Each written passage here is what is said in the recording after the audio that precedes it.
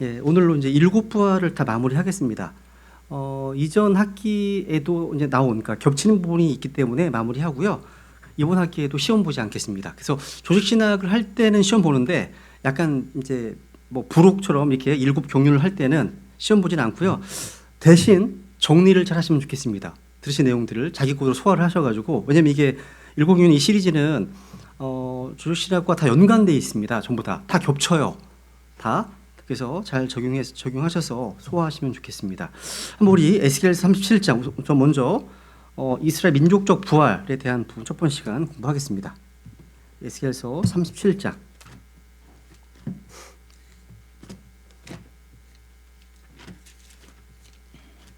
유명한 마른 뼈에 대한 환상이죠, 그죠?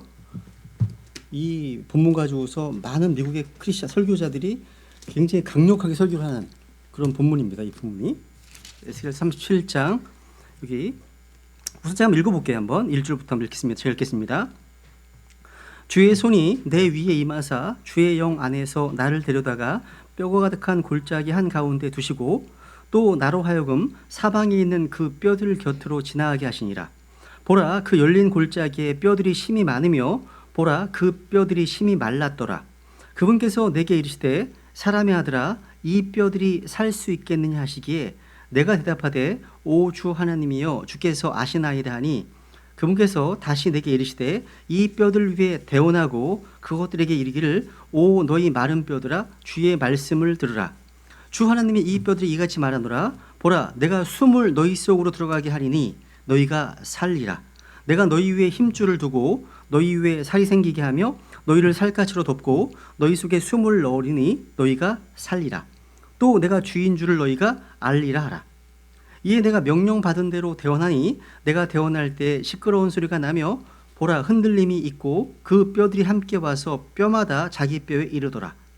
내가 또 보니 보라, 힘줄과 살이 그 뼈들 위에 생기고 살같이 그것을 덮었으나 그것들 속에 숨은 없더라. 그때 그분이 내게 이르시되 사람의 아들아 바람에게 대원하라. 바람에게 대원하 이르기를 주 하나님이 이같이 말하노라. 오 숨아 내 바람으로부터 와서 이 죽임당한 자들 위에 숨을 불어 그들이 살게 하라 하라. 이에 내가 그분께 명령하신 대로 대원하였더니 숨이 그들에게 들어가매 그들이 살아서 자기 발로 서는데 심히 큰 군대더라. 이제 구약 성경에 보시면요, 이제 오늘 이 본문을 비롯해서 여러 군데에서 부활에 대한 진리를 강력하게 선포하고 있습니다. 주께서는 구약 성경 곳곳에서 이 부활의 진리를 이제 선포하고 계시다는 거죠. 근데 사복음서에 보시면요, 사두개인들은 이런 사실을 알지 못한 채 부활이 없다 외쳤습니다. 마태복음 22장에 보시면요, 사두개인들은요 주님께 부활과 관련돼서 시험 문제를 낸 적이 있죠, 그죠? 그때 마태복음 22 여기 잡으시고요, 마태복음 22장 가볼게요. 29절 주님의 답변을 보세요. 한번 마태복음 22장 29절. 마태복음 22장 29절. 예수님께서 그들에 대답하여 이르시되 너희가 성경 기록들도 알지 못하고 하나님의 권능도 알지 못함으로 잘못하느니라 말씀하십니다. 성경 기록들도 알지 못하고 하나님의 권능도 알지 못함으로 잘못한다. 우리 주님께서는요, 부활을 부정하고 믿지 않는 사두개인들을 향해서 성경 기록들과 하나님의 권능을 알지 못한다 지적하셨습니다. 오늘날 우리 주변에는요, 하나님을 믿는다고 하는데 성경을 알지 못하고 하나님의 권능도 알지 못한 채 오류를 범하는 사람이 수두룩합니다. 하나님께서 영감으로 성경을 주실 수는 있지만 이것을 영원히 보존하신다? 믿을 수 없다 라는 사람들이 있고요. 또 성경에 분명히 기록되는 천국이나 지옥을 상징이나 비유나 또 영적인 것으로 믿는 사람들도 있습니다. 또 어떤 사람들은 마귀의 존재를 부정하는 사람들도 있어요. 이들은 한마디로 다 사두개인의 후예들입니다. 후예들이에요. 그죠? 그러니까 여러분, 주님께서는 요한복음 11장에서 나는 부활이요 생명이니 말씀하셨죠, 그죠? 나는 부활이요 생명이다. 부활이 없다는 말은요, 예수 그리스도가 없다는 말입니다. 지난 시간에 공부했던 것처럼요, 성경에는 두 종류의 부활이 있습니다. 요한복음 5장 29절에 보시면 생명의 부활과 사망의 부활이 있죠. 그죠? 두 개가 있습니다. 이걸 다른 말로 표현하면 죽은 자들로부터의 부활이 있고 죽은 자들의 부활이 있습니다. 이따 공부할 겁니다. 이 두 부활은 전혀 다른 부활입니다. 사도행전 볼게요. 사도행전 24장 우선 사도행전 24장 15절을 보세요. 사도행전 24장 15절. 바울이 여기서 이렇게 표현합니다. 사도행전 24장 15절.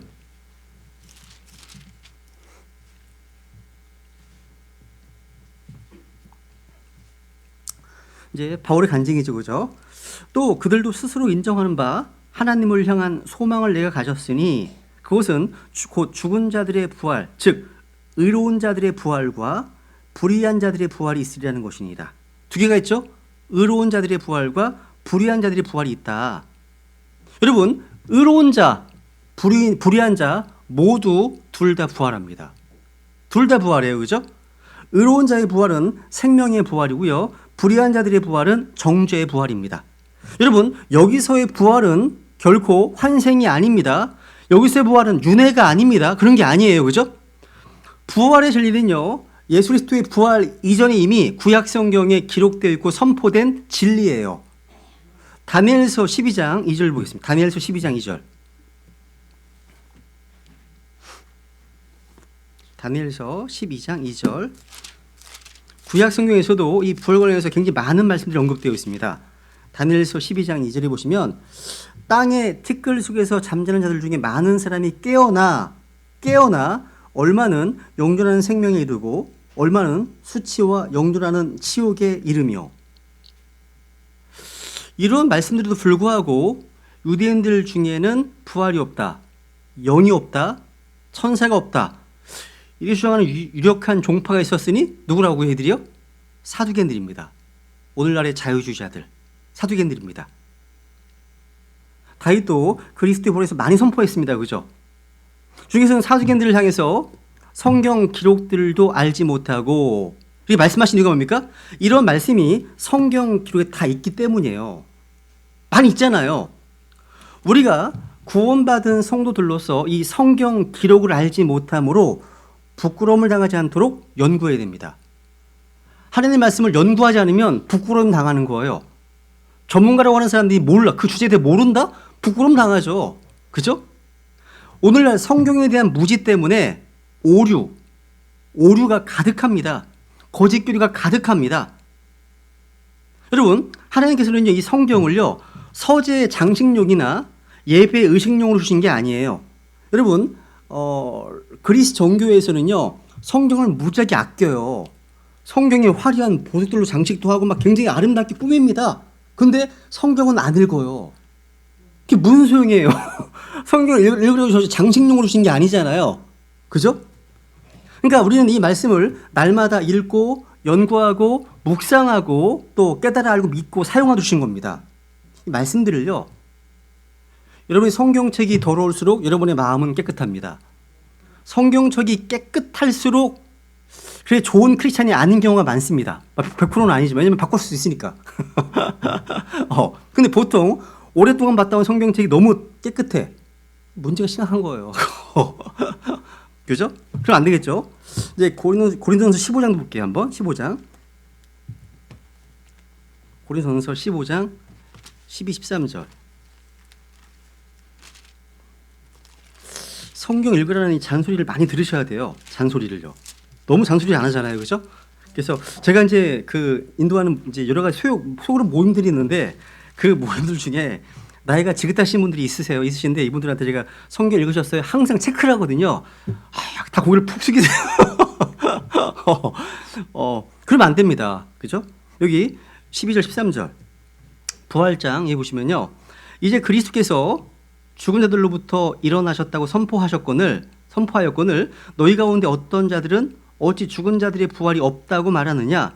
만일 죽은 자들의 부활이 없으면 그리스도께서 일어나지 아니하셨느니라. 여러분, 그리스도께서 죽은 자들로부터 일어나셨다. 이것은 복음의 핵심이에요. 핵심. 복음의 핵심입니다. 그리고 가장 중요한 진리예요. 그죠? 주님께서 일어나지 못하셨다면 우리의 믿음은 헛것인 겁니다. 헛것이에요. 우리 자는 그대로 남아있는 거예요, 지금. 여러분, 바리새인들은요, 사두개인들과 달리 부활은 믿지만 그리스도께서 일어나셨다? 이스라엘이 믿지 않았습니다. 믿지 않았어요.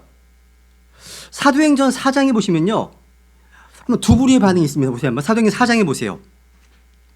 보시면 여기 바리새인들과 믿는 성도들 간의 어떤 부활에 대한 어떤 그 반응이 달라요. 4장 2절에 보시면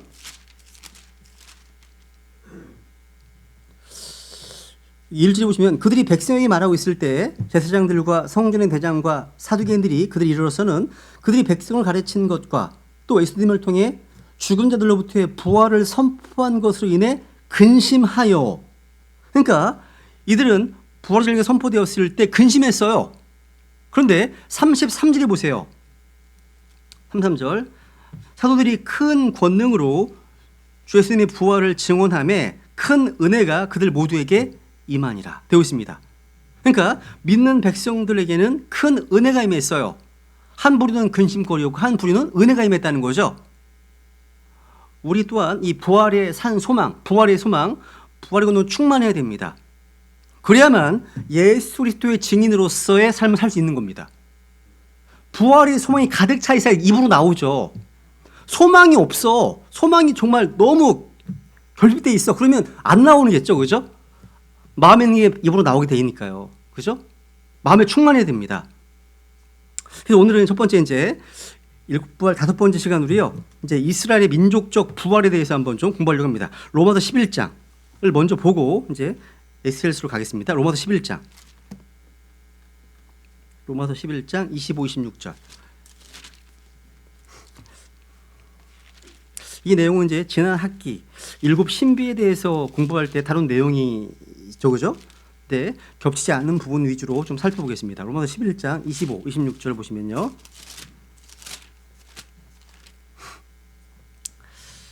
형제들아, 너희가 스스로 지혜로운 것으로 여기지 않게 하기 위하여 이 신비에 대해 너희가 모르기를 내가 원치 아니하노니 그것은 곧 이방인들의 충만함이 이를 때까지 일부가 눈먼 일이 이스라엘에게 생긴다는 것이라. 그리하여 온 이스라엘이 구원을 받으리라. 이것은 기록된 바 시온에서 구출자가 나와 야곱에게서 경건치 아니한 것을 돌이키리니.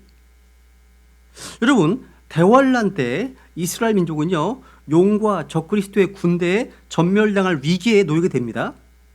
땅의 왕들이요, 군대를 이끌고 아마겟돈이라는 지역으로 모입니다. 이때 이스라엘은 유사일의 가장 커다란 위기에 처하게 됩니다. 그때 주님께서 이들을 구출하십니다. 그래서 온 이스라엘이 구원을 받게 됩니다. 이 말씀은요, 이스라엘 백성들이 민족적으로 적그리스도로부터 땅의 왕들로부터 구원을 받는다는 말입니다. 지옥에서 구원이 아닙니다. 문맥을 잘 보셔야겠죠, 그죠? 여러분, 그러니까 한마디로 이 구원은 대환란에서부터의 구원입니다. 이 구원은요, 이스라엘은요, 이 사건을 통해서 자신들의 구원자가 바로 2000년 전에 자기 땅에 오신 바로 예수님이 실제 메시아였구나, 이 사실을 알고 회개합니다. 이스라엘은 자기들이 거부했던, 자기들이 배척했던 예수님, 자기들이 믿지 않은 예수님께서 바로 주님이시구나, 그리스도시구나, 이 사실을 알게 되는데 이를 통해서 민족적 회개가 일어납니다. 구원이 일어나는 겁니다. 그죠? 2000년 동안 이스라엘은요, 예수님을 믿지 않음으로 인해서 거의 죽어 있었습니다. 민족적으로 죽어 있었습니다. AD 70년경 이스라엘은 예루살렘이 파괴되면서부터 전 세계로 흩어버렸습니다. 더 이상 국가로 존재하지 않게 되었죠. 이것을 에스겔서에서는 마른 뼈로 이렇게 묘사하고 있는 겁니다. 마른 뼈로요. 그럼 다시 가보세요. 37장 다시 가보세요. 에스겔서 37장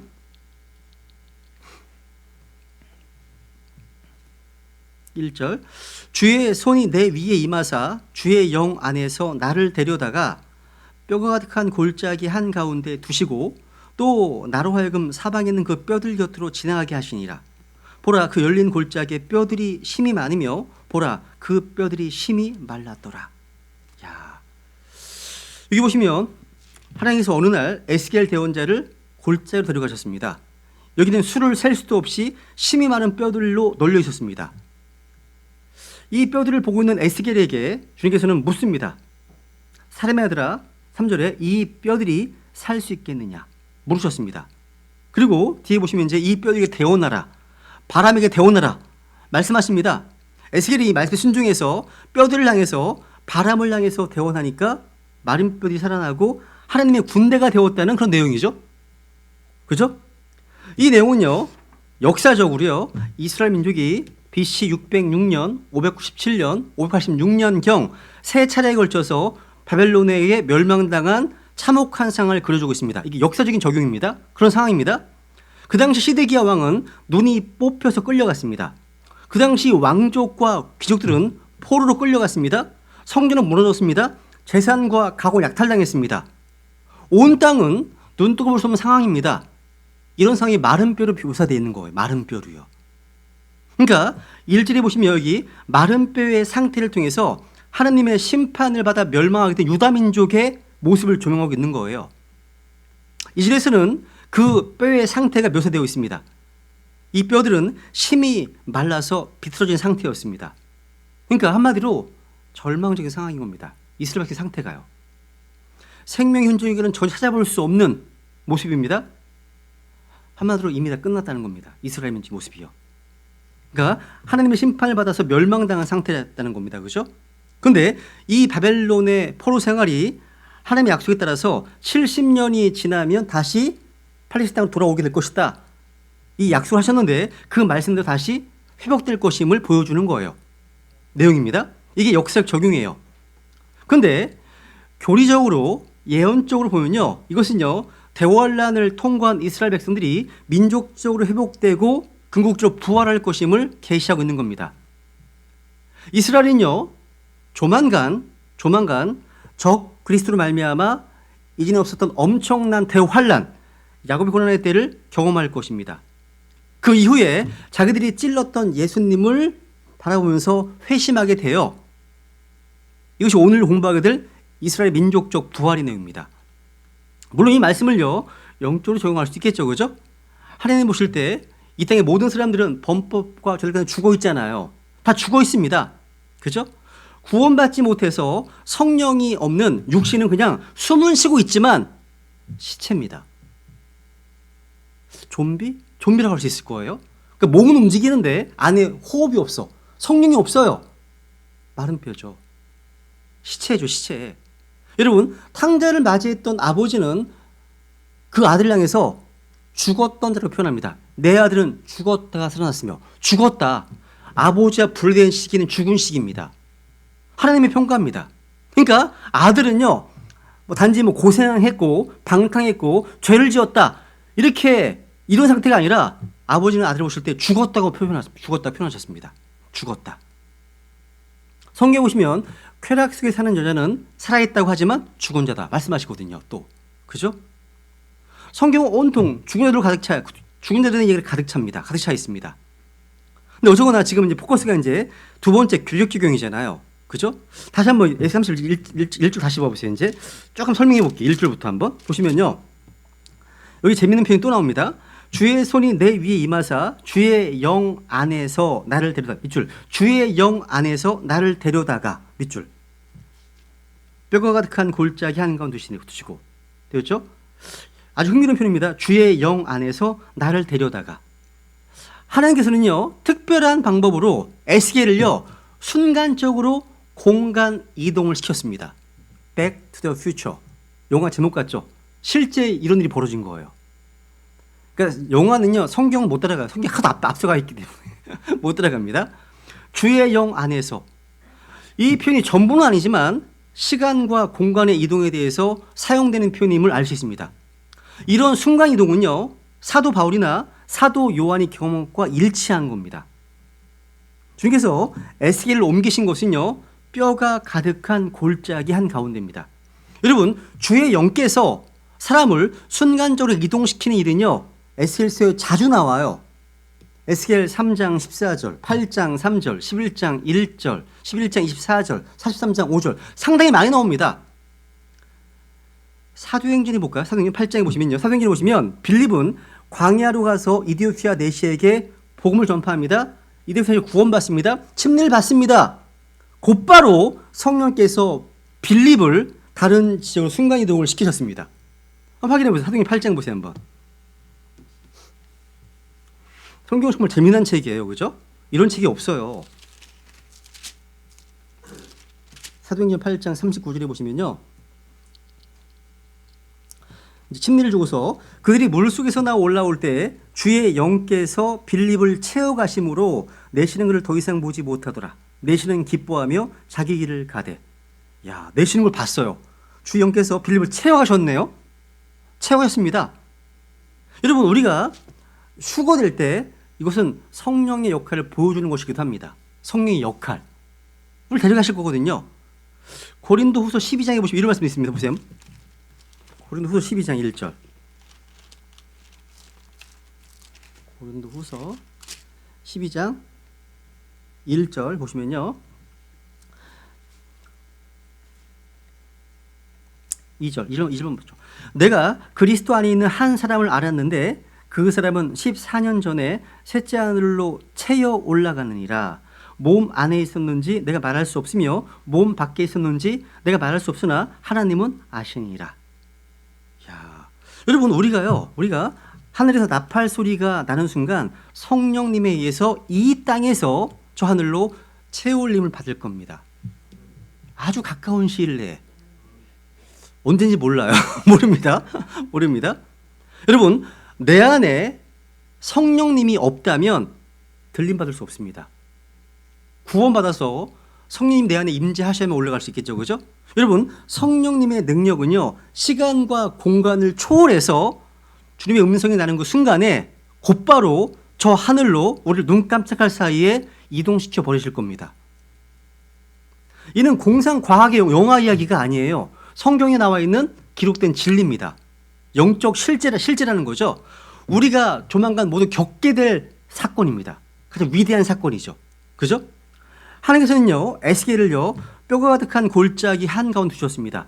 사방에 해골바가지가 가득한 그런, 생각해 보세요 한번.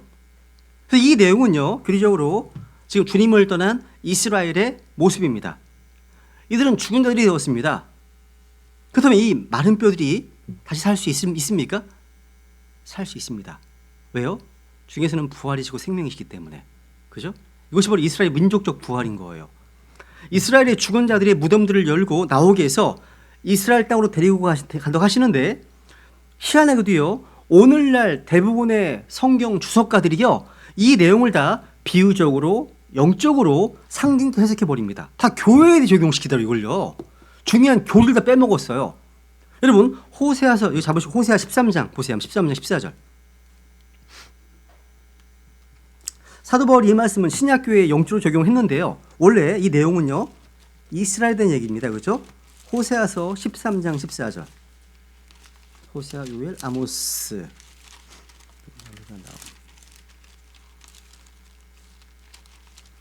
13장 14절에 보시면, 내가 그들 무덤의 권세에서 속량하며 사망으로부터 구속하리니 오 사망아 내가 네 재앙이 되리라.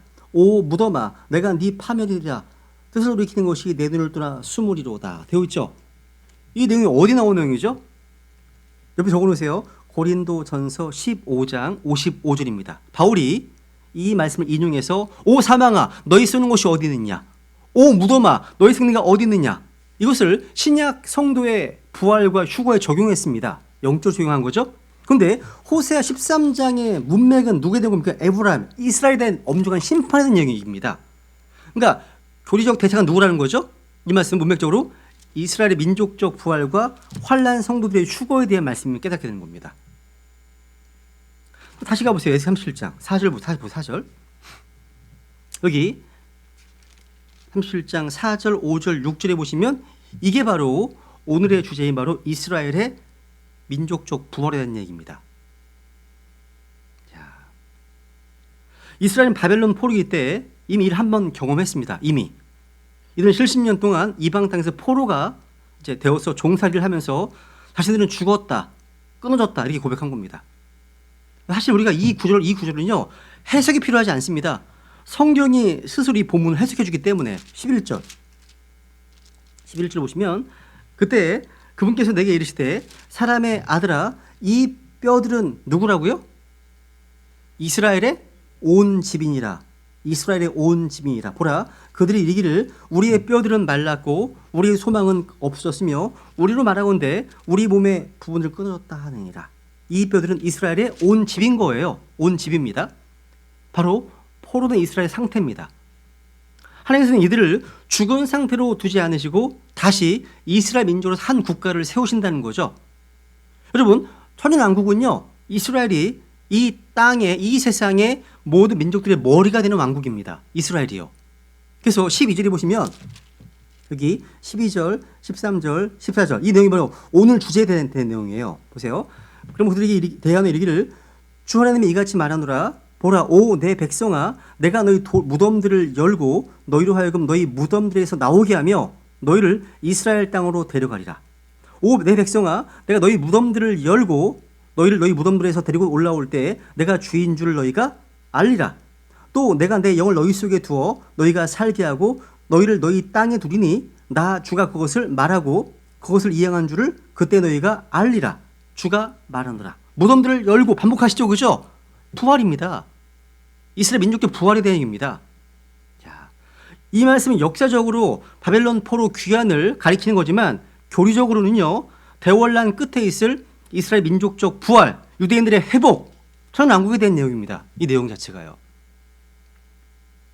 다시 이제 2절, 다시 앞으로 가보세요.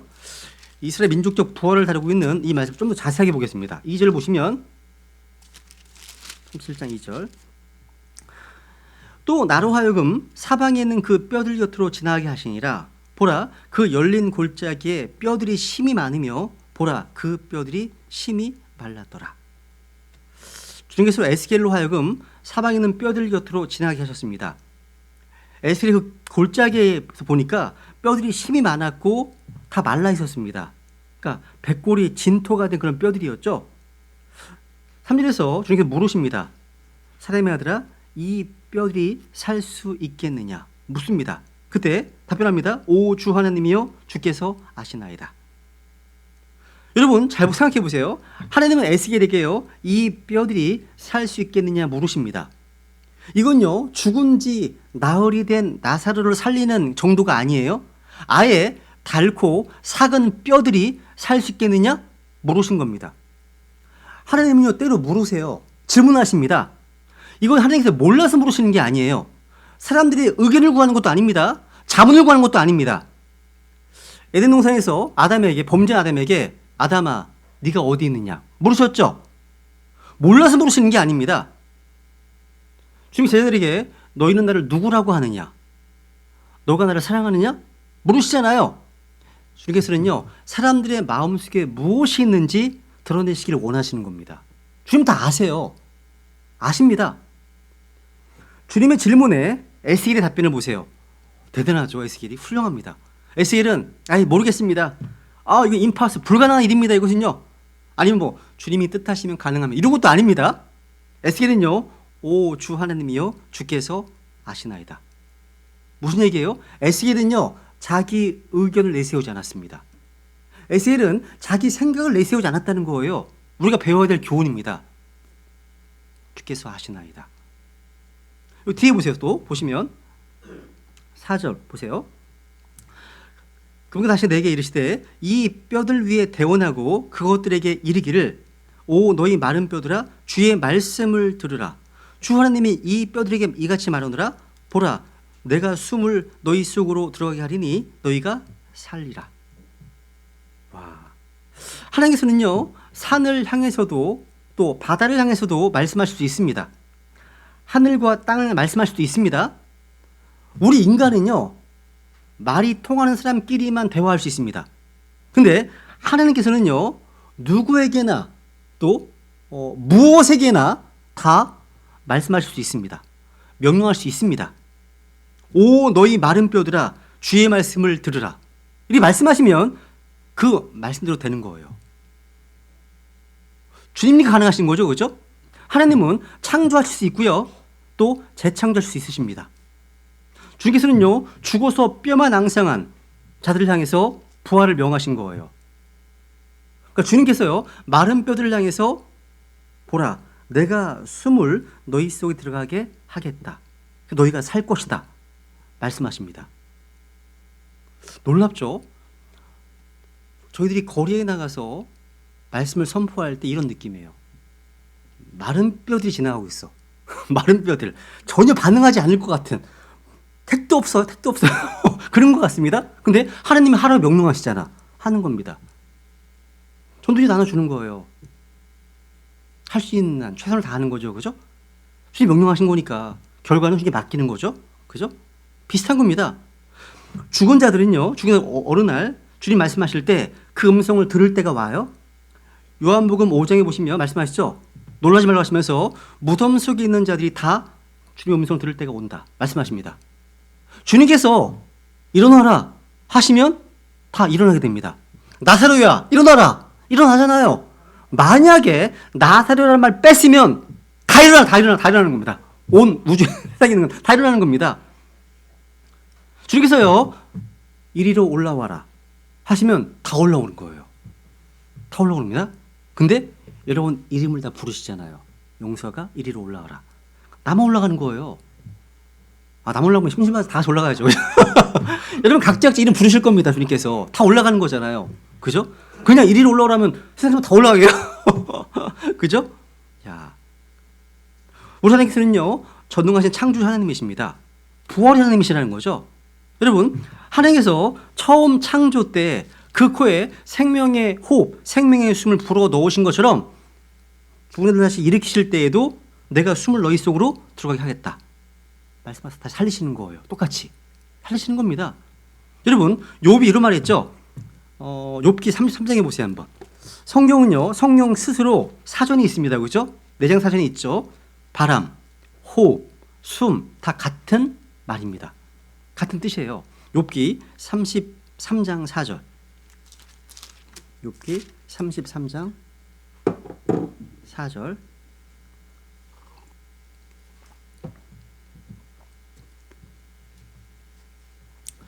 하나님의 영께서 나를 만드셨고 전능자의 숨이 내게 생명을 주었느니라. 하나님의 영과 전능자의 숨이 병렬 구조입니다. 그러니까 하나님의 영, 이 스피릿이 바로 breath, 호흡, 숨이구나. 금방 알 수 있습니다. 그죠? 시편 33편 6절도 보세요. 영, 숨, 호흡, 바람, 히브리어로 루아흐라고 합니다. 루아흐. 그죠? 시편 33편 6절.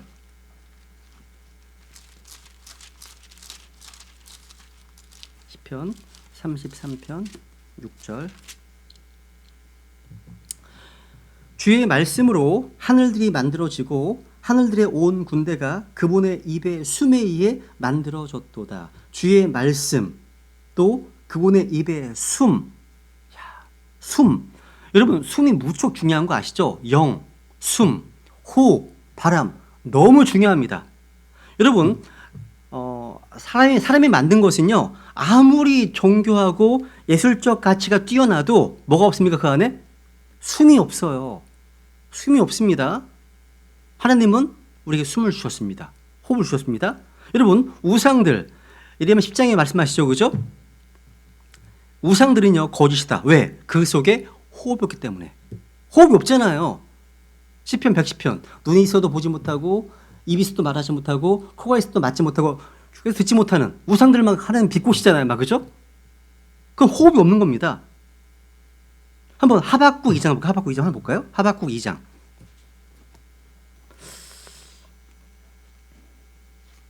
주님께서 이렇게 말씀하세요.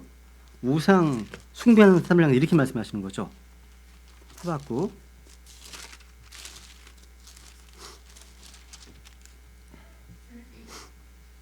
2장 19절. 하박국 2장 19절. 이제 색인 형상 우상에 대해서 말씀하시면서 나무에게 이르기를 깨라 하며 말 못하는 돌에게 이르기를 일어나라 그것이 가르치리라 하는 자에게 화가 있을지어다. 보라 그것은 금과 은으로 입혀졌은즉 그것의 한가운데는 전혀 뭐가 없습니까? 숨이 없느니라. 숨이 없어요. 우상인 거죠. 오늘날 인간의 기술을 자랑하는 첨단 테크놀로지 뭐 AI 로봇 그죠? 이런 거 나노 로봇 이걸 만들어서 뭐 전기 에너지 일하게 한다, 걷게 하지만 거기는 뭐가 없어요? 호흡이 없는 겁니다. 호흡이 없습니다. 이것이 하나님과 인간의 차이예요. 어마어마한 차이죠, 그죠? 다시 가보세요. 예시 37장 다시 가보세요. 6절, 37장 6절에 보세요. 내가 너희 위에 힘줄을 두고 너희 위에 살이 생기게 하며 너희를 살갗으로 덮고 너희 속에 숨을 넣으리니 너희가 살리라. 또 내가 주인 줄 너희가 알리라 하라.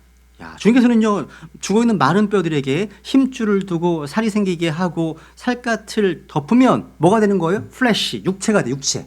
육신이 되는 겁니다. 그 속에 하나님께 숨을 넣으시면 살아있는 혼이 되는 거죠. 그죠? 근데 숨을 불어넣기 전에는요, 어떤 거예요? 육체만 있어. 그 뭐예요? 시체죠, 시체. 좀비에 좀비. 좀비 불과한 겁니다.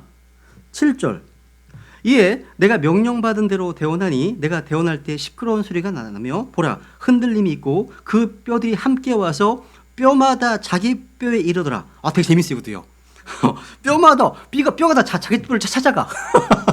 되게 재밌어요. 이게 얼른 않겠어요. 다 찾아가요, 다 뼈가. 그래서 내가 또 보니 보라 힘줄과 살이 그 뼈들 위에 생기고 살까지 그것들을 덮었으나 그것들에게 숨은 없더라. 여러분, 에스겔은 단지 명령을 받은 대로 뼈들 향해서 대언했을 뿐입니다. 그런데 그 음성은 주님의 말씀이었던지라 말이 떨어지기 무섭게 시끄러운 소리가 나면서 뼈들이 함께 자기 뼈에 붙기 시작했습니다. 여러분, 보통 우리가 이제 화장하잖아요. 근데 구약성에 보시면 화장하는 게 그렇게 좋지 않습니다. 성경적으로는요, 많은 성경 신자들이 화장 권하지 않습니다. 뭐 이런 나중에 기회 되면 할게요. 어쨌거나 화장을 해서요, 이게 한 줌 흙이 되었든지 물에 빠져서 물고기 밥이 되었든지 아니면 용광 들어가서 뭐 시체를 타실 수가 없어. 그러니까 시체를 타실 수 없는 사람이든 간에 아무 상관없습니다. 주님의 말씀이 떨어지잖아요. 그러면 각자 알아서 뼈들이 함께 와서 뼈마다 자기 뼈에 붙게 됩니다. 주의 말씀에 의해서. 되게 재미난 거 이게요. 그리고 뼈에 힘줄과 살이 생기고 그 위에 살까지 덮입니다. 그러니까 우리의 현재 몸, 이 몸은요, 부활할 때 아무 소용이 없는 것은 아니에요. 현재 이 육신은요, 다 썩어 없어진다 하더라도 주님께서는 이 몸을 다시 살리실 겁니다. 이 몸을요, 변화시키셔서. 이 몸을요. 그러니까 주님께서 부활하셨을 때, 우리 주님께서 부활하셨을 때 영광스러움을 입으셨죠? 그렇다면 십자가에 못 박힌 몸은 주님께서 버리셨습니까? 그 몸이 폐기 처분되었습니까? 아닙니다. 십자가에 못 박힌 바로 그 몸이 부활의 몸이 되었습니다. 영광스러운 몸이 되었다는 거죠. 그죠? 현재 나의 이 몸이 불구라 할지라도 전혀 상관없습니다. 새롭게 주님께서 창조하시기 때문에. 새롭게. 놀라운 일이죠, 이게. 성경 읽다가 한참 웃었어요. 아, 뼈가 자기 뼈에 이르렀다고. 되게 웃기더라고요. 상상이 되면 막 웃기잖아, 이게. 막 찾아가잖아요. 그죠? 9절 보세요. 9절 보시면. 그때 그분께 내게 이르시되 사람의 아들아 바람에게 대언하라. 바람에게 대언하여 이르기를 주 하나님이 이같이 말하노라. 오 숨아 내 바람으로부터 와서 이 죽임당한 자들 위에 숨을 불어 그들이 살게 하라. 말씀하시네요. 그러니까 이스라엘의 민족적 부활의 마지막 과정은 숨을 불어 넣으시는 거였습니다. 숨. 야, 하나님께서 바람에게 대언하라. 그러니까 성령의 바람을 말씀하고 있죠. 그죠? 이 바람에다 적어 놓으세요. 요한복음 3장 8절. 요 3.8. 바람이 마음대로 불매 하시면서 성령이 나는 사람도 이어갔다 말씀하셨죠. 그죠? 성령의 바람이 사람들 속에 들어가면 죽어있던 영이 살아납니다. 그죠? 정말 중요한 거예요. 여러분, 설교자들은요, 주님의 말씀을 받아 대원해서 사방으로부터 바람이 불어오게 해서 말씀을 듣는 청중들로 하여금 그 영을 살려야 하는 책무를 받은 사람들입니다. 마른 골짜기의 뼈들과 같은 세상에 좀비처럼 살고 있는 자들 속으로 하나님의 호흡이, 전능자의 숨이 담긴 말씀을 선포해야 될 막중한 책임이 있다는 거죠. 가장 비극적인 게 뭡니까?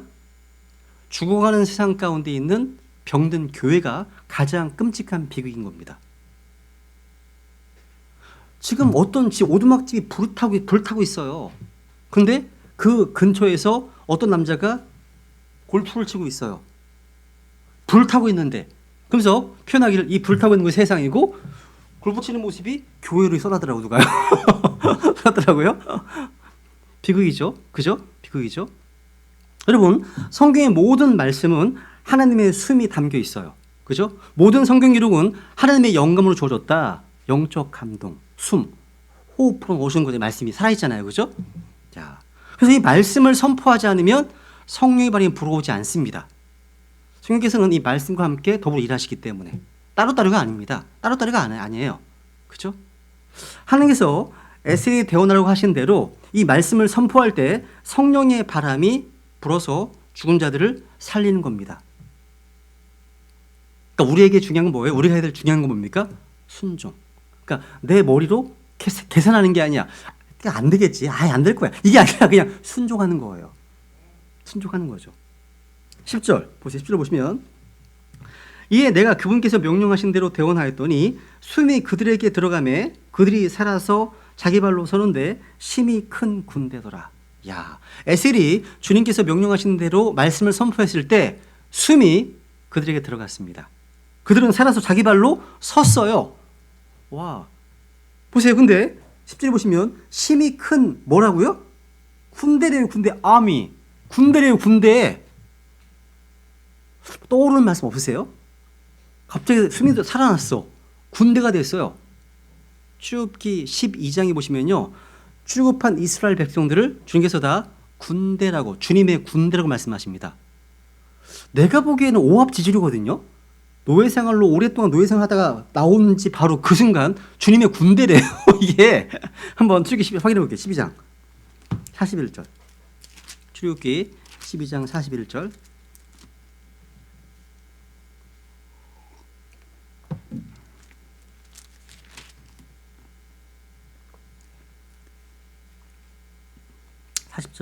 이제 이집트와 같은 이스라엘 자손의 머무는 기간은 430년이었더라. 430년이 끝나는 때에 바로 그날에 주의 모든 군대가 이집트 땅에서 나왔음즉 주의 모든 군대가 주님께서는 이집트에서 노예였던 히브리인들을 일컬어서 주의 군대라고 말씀하셨습니다.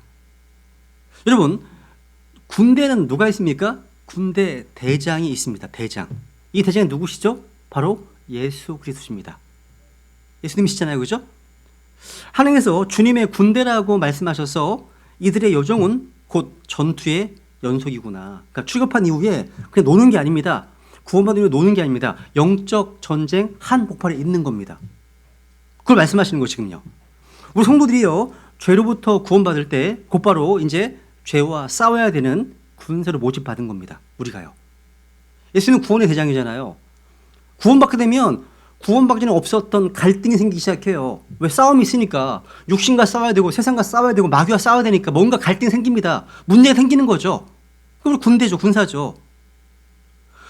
중요한 건요, 구원받은 성도들 모두가 다 자신이 군인이라는 사실을 인식하는 겁니다. 나는 군인이지. 군인이지? 그렇지? 나의 대장 상관은 주님이시지? 군대 제일 중요한 게 뭡니까? 명령 순종하는 겁니다. 순종하는 거잖아요. 여러분, 우리 대장이 누구이신지, 우리의 싸워야 될 대적 원수가 누구인지 생각해 보셨습니까? 여러분, 어린 양의 피로 구원받은 이스라엘 백성들은요, 이 출애굽한 그날 밤을 기점으로 해서 주의 군대가 되었다는 사실. 우리 모두 그리스도의 군사들이에요. 무장해야죠. 말씀으로 무장하고 있어야죠. 그죠? 안타깝게도 오늘날 말씀에 대해서 너무나 무지한 경우가 너무 많습니다. 말씀에 대해 무지하면 싸워야 될 공격용 무기가 없잖아요. 없으면 어떻게 싸우죠? 지난주에 평일날 이제 상담이 있어가지고 한번 상담을 하는데요. 이제 연세가 77세세요. 저희 교회에 나오고 싶어 하신 어떤 분의 어머님이세요. 근데 이제 그 어머님께서 순복음교회, 성결교회, 감리교회 이렇게 한 60년 이상을 생활하셨는데 전부 다 은사주의 체험신앙 속에 사셨습니다. 그래서 저를 만나자마자 하는 모든 얘기들이 다 거의 100%가 뭐냐면 방언한 이야기, 뭐 어떤 가슴이 뜨거웠던 이야기, 뭐 불받은 이야기 이런 얘기만 계속 쭉 하시더라고요. 네. 안타깝더라고요. 근데 성경은 너무 모르시는 거죠. 성경은 많이 모르시는 거죠. 그러니까 이게 하나님의 말씀에는 브레이크가 없이 그냥 표적신앙, 체험신앙을 추구하다 보니까 이게 된 거죠. 너무 안타깝더라고요. 그래서 먼저 이런 부분들부터 좀 정리가 되지 않으면 저에게 오시는 게 오히려 좀 좋지 않겠다 싶기도 하고, 먼저 잡히지 않으면. 여러분, 다윗이요 골리앗을 대적할 때 이스라엘을요 살아계시는 하나님의 군대라고 표현했습니다. 기억하시죠, 그죠? 여러분, 이 교리적으로 마른 뼈들이 누구라고요? 아까 이스라엘이에요. 이스라엘, 그죠? 그래서 이 뼈들은 이스라엘 온 집이라고 11절에 말씀하시잖아요, 그죠? 그래서 여기 12절에 보시면 12절 보세요. 12절, 37장 12절. 그러므로 그들에게 대언하여 이르기를 주 하나님이 이같이 말하노라. 보라, 오 내 백성아, 내가 너희 무덤들을 열고 너희로 하여금 너희 무덤들에서 나오게 하며 너를 이스라엘 땅으로 데려가리라. 자, 그래서 이스라엘 사람들이 무덤들을 열고 그 무덤에서 나오게 하시고 이스라엘 땅으로 들어가게 하셔서 영원히 거기 하신다는 겁니다. 여기 무덤들을 연다는 말은 문자 그대로 부활입니다. 부활이죠. 유대인들의 무덤은 전 세계에 흩어져 있습니다. 근데 주님께서는 그들의 무덤들을 열고 거기서 나오게 하셔서 이스라엘 땅으로 데려간다고 말씀하십니다. 여러분, 육신의 생명이 전부가 아니에요. 그죠? 진짜 믿으시나요? 이 생명이 전부가 아니에요. 이 몸이 죽었다고 끝이 아니에요. 아닙니다. 하나님은 부활을 말씀하시고 영혼을 말씀하셨습니다. 영혼. 이사야서 26장 이거 잡으시고 이사 이거 읽고 넘어갈게요. 이사 26장 19절. 이사야서 26장 19절. 이사야서 26장 19절. 주의 죽은 자들은 살겠고, 주의 죽은 자들입니다. 주의 죽은 자, 그죠? 야, 우리가 주님의 죽은 자들인가 보죠, 나중에 살겠고, 그들이 나의 죽은 몸과 함께 일어나리이다. 일어난답니다. 흙 속에 거하는 자들아, 너희는 깨어 노래할지어다. 주의 이슬은 채소의 이슬 같으니 땅이 죽은 자들을 내놓으리라. 와. 여러분, 우리에게 부활의 소망이 있다면 무슨 걱정이 있겠습니까? 그죠? 부활의 소망이 있는데. 여기 다시 가보세요. 37장 보시면 13절에 보시면요, 아까 읽었던 말씀인데, 오 내 백성아, 내가 너희 무덤들을 열고 너희를 너희 무덤들에서 데리고 올라올 때 내가 주인 줄 너희가 알리라 하시죠. 여러분, 무덤들이 열렸던 적이 있었죠. 역사적으로. 그렇죠. 있었습니다. 에스겔의 입을 통해서 대언한 이 말씀은요, 예수님의 십자가와 부활을 통해서 한 번 성취되었습니다. 마태복음 구약성의 부활 기억하시죠, 그죠? 27장에서 보셨습니다. 그러니까 그때 모든 성도가 일어나는 게 아니죠. 잠들었던 많은 성도 일어났습니다. 이것은 첫 열매에 불과합니다. 앞으로 주님 다시 오시는 그날 이 무덤들은 다시 열릴 겁니다. 무수히 많을 겁니다. 열려서요. 죽었다가 다시 살아난 예는 욥기에도 나오죠. 욥기 확인해 볼게요. 42장. 욥기 42장.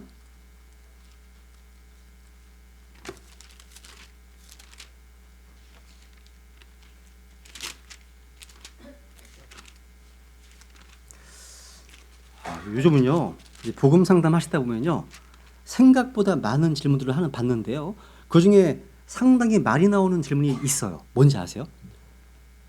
구원받기 직전 상황에 질문을 해요. 뭘 질문하냐? 내가 사랑하는 애완견, 내가 사랑하는 애묘, 그러니까 고양이가 있는데 죽었대요. 다시 만날 수 있나요? 이런 질문 많이 해요. 진짜 많이 들으실 거예요. 근데 저는 그 질문을 받으면 이걸 항상 인용을 해줘요. 성경에 명확히 나와 있지는 않지만 더 좋은 걸 예비하셨다는 사실을. 무슨 얘기예요?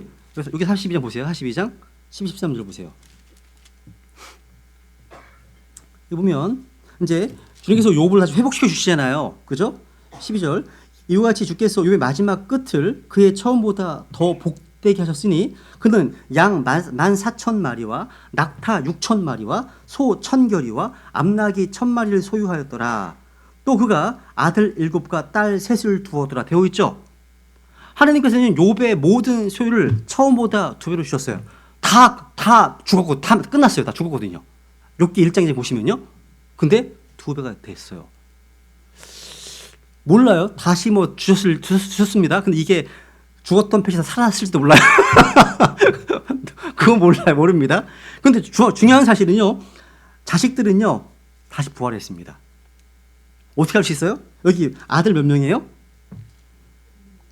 욥기 이제 앞에 1장에 보시면요. 양은 7천 마리에서 14,000마리가 됐습니다. 낙타는 3천 마리에서 6천 마리 됐습니다. 소와 암나귀는 500마리, 1,000마리씩 저희 갑절로 복을 받았습니다. 자녀들은요. 처음과 똑같습니다. 20명 주신 게 아니야. 20명 주신 게 아닙니다. 아들 7, 딸 3, 수 똑같습니다. 이걸 뭘 말하는 걸까요? 부활입니다. 부활이에요. 그러니까 죽었던 자녀들은요. 다시 다 살림을 받았습니다. 여러분 누군가는 그렇게 계시더라고요. 아니라고. 다시 자식 낳은 거래요. 욥이 새 아내를 얻어가지고 처음 1장에 등장한 것처럼 똑같이 아들 7과 딸 3을 낳았다는 거예요. 뭐 그럴 수 있죠. 있습니다. 그런데 어떻게 정확히 아들 7, 딸 3. 성경 예표론적 관점에서는 다시 부활한 겁니다. 다시 부활한 겁니다. 죽은 자녀들을 돌려받은 거라는 거죠. 이것이 뭐냐면 이스라엘의 민족적 부활에 대한 예표인 거예요. 나중에 다시 올. 그죠? 욥은 부활을 믿었잖아요. 그죠? 욥기는요. 대환란의 이스라엘을 잘 드러내는 책입니다. 그죠? 42장, 42개월. 우스 땅 어딥니까? 환란 백성들이 피신할 땅이잖아요. 우스 땅, 에돔, 페트라 그쪽이잖아요. 그죠? 다 연관되어 있습니다. 이게요. 근데 욥기라는 책 뭡니까? 사탄에서 박해를 받잖아요. 환란이 똑같은 거예요. 지금 다. 똑같은 상황입니다. 이스라엘이 부활할 때 하나님께서는요. 자신의 영을 두시겠다고 말씀하셨죠. 이거 수차례 거듭 약속된 예언입니다. 이제 하나만 더 좀 살펴보고 마치겠습니다. 이 31장 이 말씀을요. 우리가 복음 전도적으로 주시는 중요한 교훈이 두 가지가 있습니다. 여기 보시면 37장에서요. 가장 많이 나오는 단어 중에 하나가 뭐냐면 대언. 대언이라면 대언. 7번 나옵니다. 7번. 숫자상 7번 나옵니다. 그러니까 이 단어는요. 설교하는 거, 선포하는 겁니다.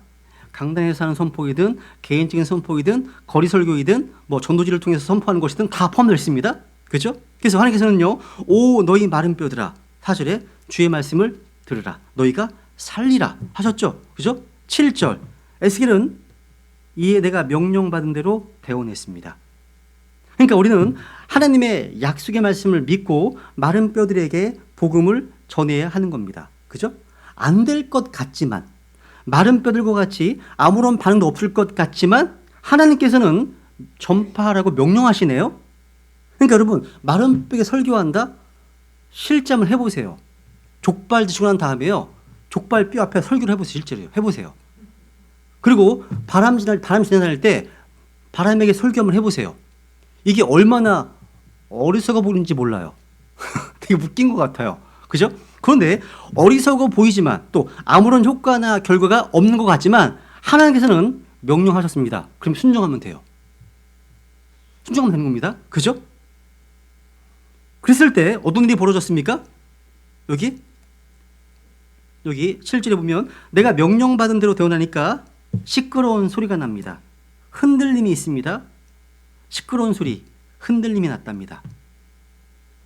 우리가 주님께 순종하잖아요. 뭔가 하나님께서 행하시는 역사를 체험하실 겁니다. 뭔가 시끄러운 소리, 그게 나를 힘들게 하는 걸 수도 있어요. 시끄러운 소리, 흔들림이 있다는 사실이에요. 저는 진리심내교회에서 또 배단의 심내교회에서 여러분의 직장, 가정에서, 학교에서 이런 시끄러운 소리가 더욱 많이 들리기를 정말 소원합니다. 나야 돼요. 소리가 나야 됩니다. 너무 조용해. 교회가 안 됩니다. 시끄러워야 돼요. 이런 소리가 들려야 되는 거죠. 그죠? 이게 무슨 소리입니까? 생명의 소리예요. 생명의 소리가 들려야 됩니다. 듣고 싶은 소리잖아요. 그죠?